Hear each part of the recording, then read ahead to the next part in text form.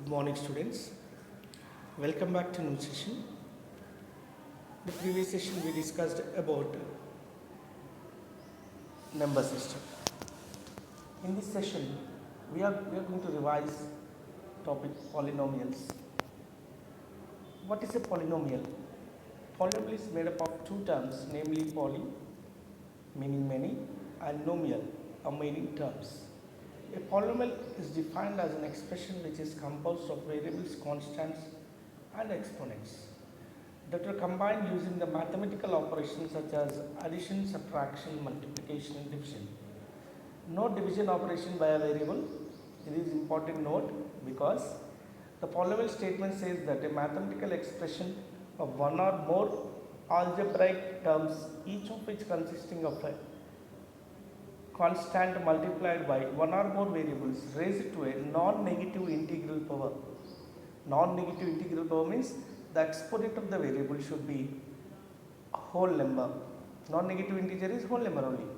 So no fractional exponents or no negative exponents, or denominator must not be a variable. That's what no division operation by a variable. It is a clause given in the previous paragraph.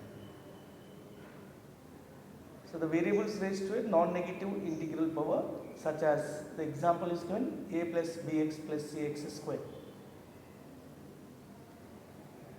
So you can see, you identify in these what are polynomials and which are not.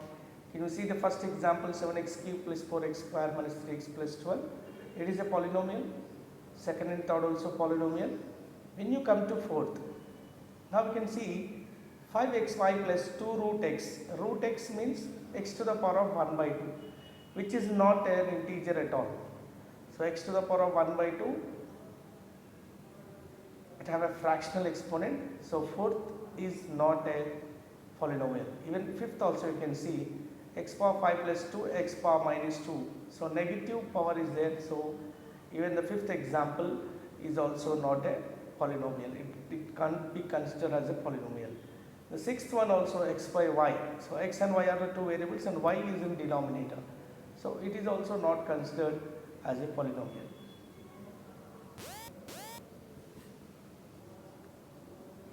So general form of polynomials in one variable.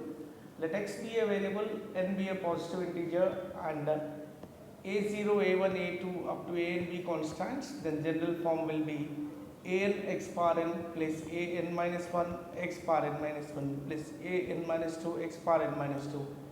Similarly up to a1x, last is a0, is known as polynomial in variable x.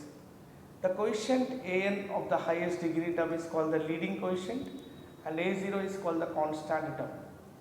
You can see in the example here, 7x cube plus 4x square minus 3x plus 12, 6x power 4 plus 3x cube plus 3x square plus 2x plus 1. So these examples are written in standard forms. So basically remember the degree. Degree should be in a descending order. The highest degree value should be the first term and the constant will be the last term. So what are the types of polynomial? Based on terms, you know very well, monomial which have only one term, and binomial which contains two terms, and a trinomial which contains three terms. So if more than three terms we call it as generally multinomial or polynomial also. So the polynomial based on degree. Linear polynomial, if the degree of polynomial is 1, that then it is called as linear polynomial. Example, general form of linear polynomial is ax plus b. So I have taken all the general forms. Here a is not equal to 0. So a and b are real numbers, a is not equal to 0. Quadratic polynomial, if the degree of polynomial is 2, then it is called quadratic polynomial. General form is ax square plus bx plus c. Here a, b, c are real numbers and a is not equal to 0. Cubic polynomial, if the degree of polynomial is 3, then it is called cubic polynomial. General form is ax cube plus bx square plus cx plus g. Here also a, b, c, d belongs to real numbers and a is not equal to 0. So why I am telling a is not equal to 0 for each and every standard form? Here if a equal to 0, the entire term gets 0. So then what happens? If ax cube plus bx square plus x plus d, here in this example, if a is 0, then the first term exists, does not exist. So then automatically it becomes a quadratic polynomial. Got it? So a will be not equal to 0 in any of these examples.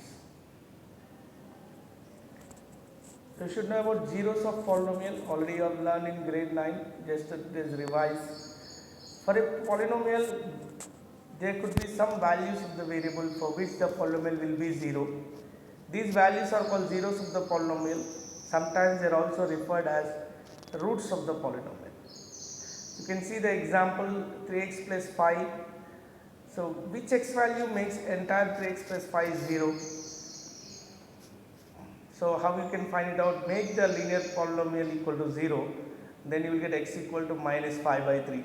So minus 5 by 3 is the root or 0 of the polynomial 3x plus 5. So you can check it down your knowledge with this find zeros of the following polynomials. That's all from today, my dear students. Have a great day.